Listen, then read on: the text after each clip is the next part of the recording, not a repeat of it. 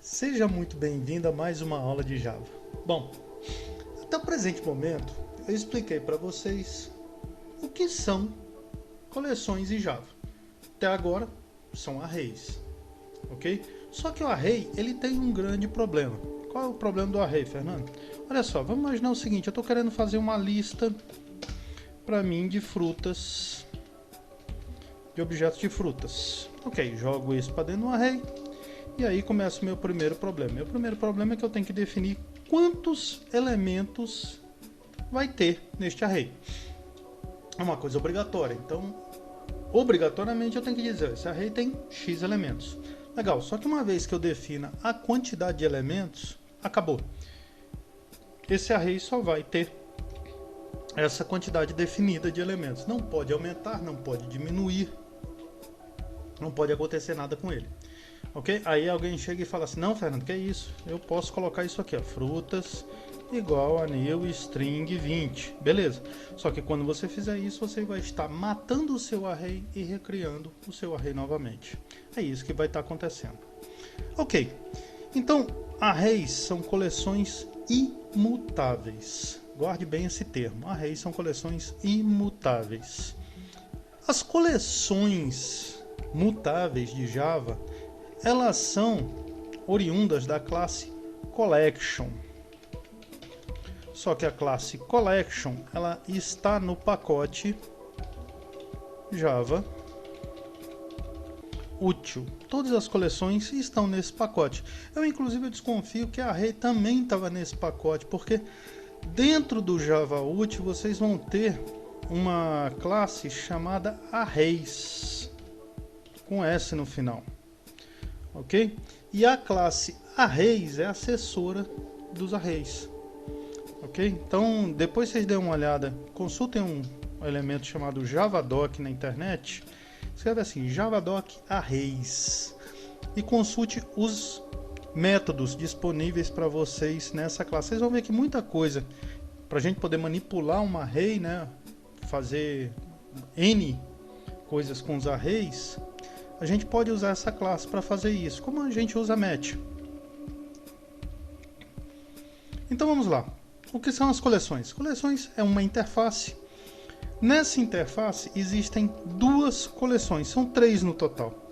Mas essa interface, filha dessa interface, implementação dessa interface é apenas duas. Uma delas é a list e a outra é a interface set. Então essas duas são filhas da collection. Aí você fala, não, Fernando, são implementações. Não, porque também são interfaces.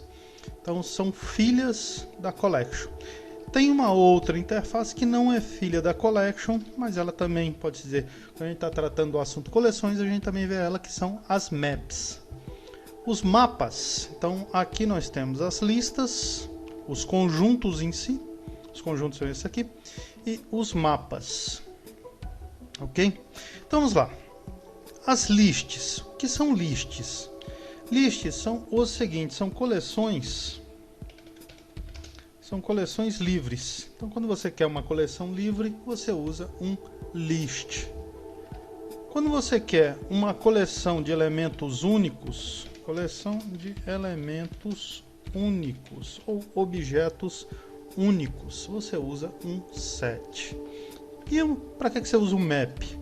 Quando você quiser um elemento associado a uma chave.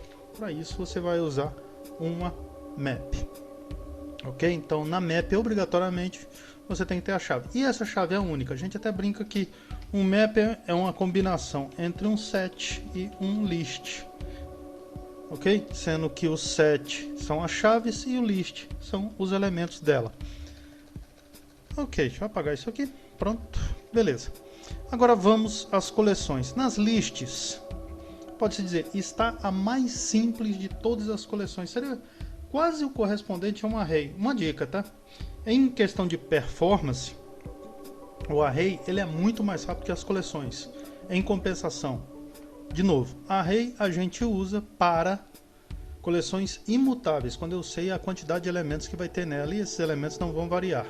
Coleções a gente usa para coisas mutáveis. Então quando eu tiver mutável, aí eu vou esquecer o termo performance. Aí eu vou me ater a simplesmente ao o uso delas.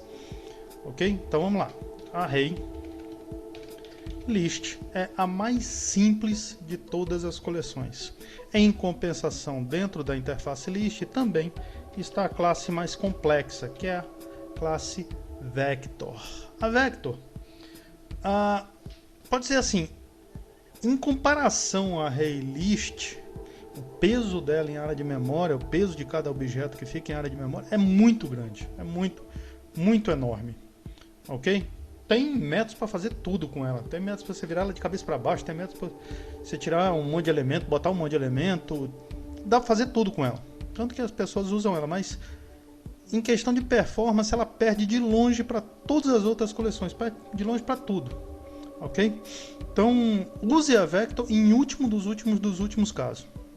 Tipo assim, não tem jeito, eu preciso usar ela ou sair implementando todos os métodos que ela tem. Então use ela. Ok? Bom, agora vamos ter que aprender alguns conceitos. Então vamos lá. O primeiro dos conceitos é algo que existe em estrutura de dados chamado FIFO e LIFO. O que é FIFO e LIFO? Bom, FIFO é first in, first out, LIFO, last in, first out. FIFO seria o correspondente, o primeiro que entra, o primeiro que sai. Então isso aqui seria o correspondente a uma fila de elementos. Imagina uma fila de banco, né? O primeiro que chega é o primeiro a ser atendido. Já LIFO é uma pilha de elementos.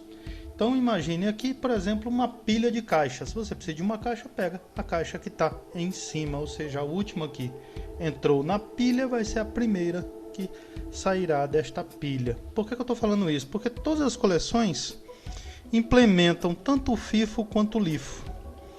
Elas são chamadas de coleções linkadas. Então nós temos junto com a lista a linked list, nós temos junto com a set, nós temos junto com a set a linked set e nós temos junto com a map deixa eu chegar isso aqui para cá, a linked hash map. Ok? Então todas elas implementam tanto LIFO quanto FIFO. Ok, agora vamos aprender mais duas coisinhas, só que agora em relação à consulta de elementos. Uma coisa é chamada de tree e outra coisa é chamada de hash. Hash, se vocês não lembram da nossa aula de objeto, hash é o código único de cada objeto. É o código único determinado para cada objeto. Ok? Já as trees é um modo de ordenação do objeto. Então este objeto precisa ter um modo de ordenação. Então vocês vão ver que vocês não podem usar uma collection do tipo tree se esse objeto não está me dizendo a forma de comparação com outro objeto. Porque, por exemplo, imagina que eu tenho uma coleção tree de pessoas. Como duas pessoas podem ser comparadas? Pela altura, pela idade, pelo número de filhos, pelo grau de parentesco? Como é essa comparação? Então você vai ter que informar como é essa comparação. Quando eu estiver implementando, vocês vão ver como fazer isso. Saiba apenas que as trees, elas são coleções ordenadas de elementos, enquanto que a hash são ordenadas pelo hash. Então vamos voltar para cá. A list não implementa. E aí nós temos as implementações, tanto set quanto map. Então aqui nós temos a treeset, que obviamente implementa a coleção em árvore. E nós temos a hashset, que implementa a coleção em modo hash. Obviamente a hashset é a mais rápida delas. Ok? Aqui nós temos a hashtable. Cuidado agora, por favor, todo mundo erra com isso. O T da table é minúsculo, então toma cuidado com isso. Nós temos a hash map, aí voltar ao padrão normal, e nós temos a tree map. Ok? Então são 4 coleções, pode dizer assim, essa hash map chegou para substituir a hash table. Ok? Pode dizer assim, essa hash table está caindo em desuso. Então nós temos a hash map que substitui a hash table e temos a tree map. Então essa daqui é uma coleção ordenada de elementos, através da chave, obviamente. Essa daqui é uma coleção baseada no hash, isso a torna muito rápida. Essa daqui é uma coleção para implementar LIFO e FIFO. Aí você fala, tudo bem, Fernando, mas por que você está explicando tudo isso? Gente, quem for fazer a prova de certificação Java, cuidado com coleções, porque coleções não caem na prova.